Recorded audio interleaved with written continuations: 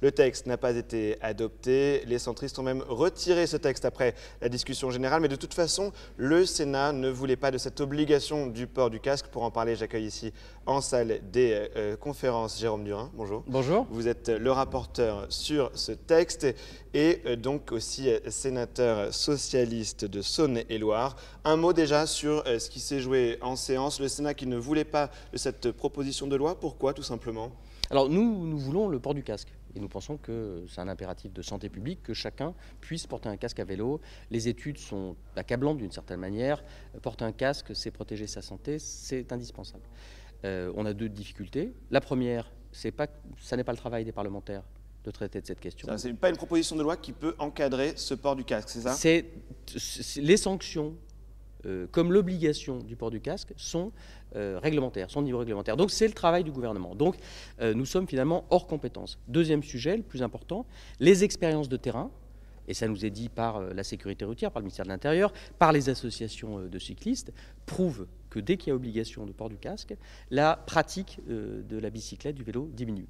Et on sait que du point de vue environnemental, comme du point de vue de la santé publique, les bienfaits de la pratique du vélo sont majeurs, sont importants, sont démontrés.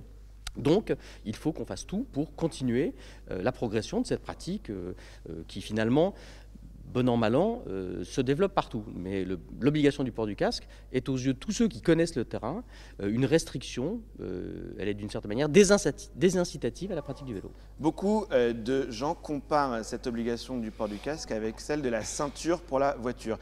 Est-ce que cette comparaison est intéressante ou non ? Je ne suis pas persuadé que ce soit tout à fait pertinent comme comparaison, parce que le niveau de risque n'est pas le même, le type de pratique est assez différent. Alors il faut aussi dire, pour être tout à fait précis, que s'agissant de l'obligation du port du casque concernée par cette proposition de loi de notre collègue François Bonneau, il y a aussi tout le sujet des trottinettes et des gyroroues. Oui, tout à fait, voilà, qui sont inclus dans le texte. Donc ce sont de nouveaux usages de la route avec des blessures, des accidents qui sont en hausse. Donc effectivement, il n'y a qu'un message à retenir, mettez votre casque. Et d'ailleurs, nous avons saisi l'opportunité de ce texte pour, dans sa dimension d'appel, interpeller le gouvernement sur ce qu'il compte faire sur le sujet. Oui, un dernier mot, il nous reste quelques secondes, puisque dans ce texte, les centristes rappellent que seuls 31% des cyclistes portaient en 2020 le casque, d'après l'Observatoire national interministériel de la sécurité routière. C'est un constat qui est quand même assez négatif. Bah, écoutez, moi j'ai été le triste témoin d'accidents de vélo, parce que j'en fais. Bien sûr, c'est très concernant, on a vu que le sujet qu'on en parle autour évidemment, de tout le monde est concerné par Absolument. ça, les parents, les plus âgés, les seniors, les usagers urbains, ceux qui sont dans le rural ou le périurbain.